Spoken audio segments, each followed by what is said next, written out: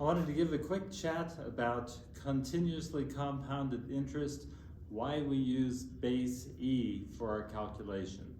And so let's go back and let's talk about how interest works in the first place. With interest, you typically have some principal, and then you have to add the interest. And the way we write this is that we have it as P times 1 plus whatever the interest rate is. Let's suppose it's 0.05. And let's suppose that we are doing interest on an annual basis. You get the money and say $5,000, and then at the end of the year you have 5% interest.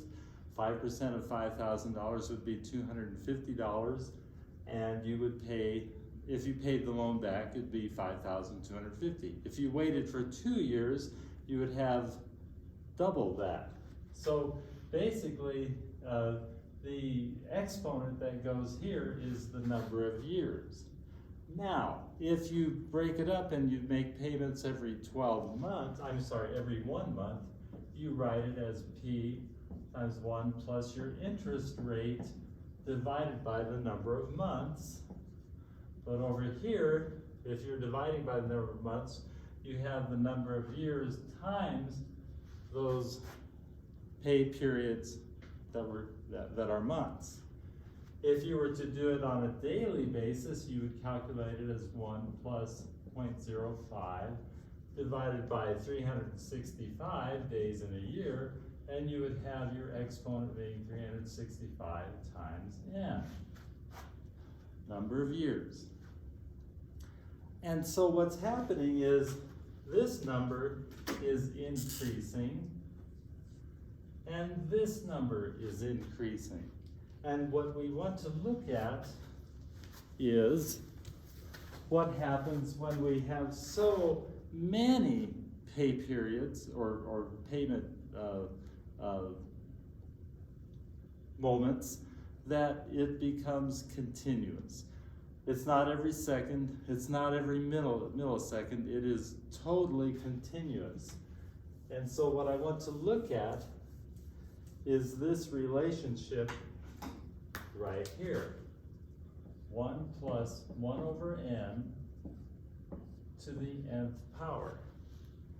If you start running your calculator, you're going to see that 1 plus, say when n is 100, 1 plus 1 over n to the nth power is something like 2.7.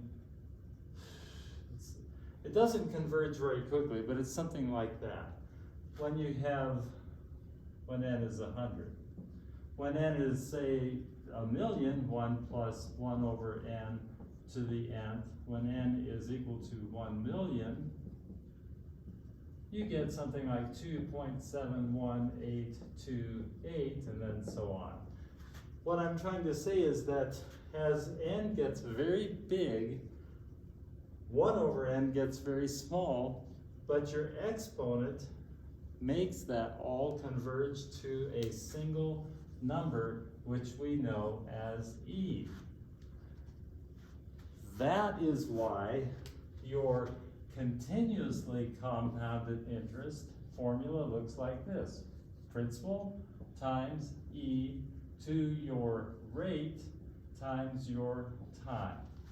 Time can be days, time can be years, but it's, and this is our percentage rate. This is what you're gonna see when you go get an auto loan or something like that.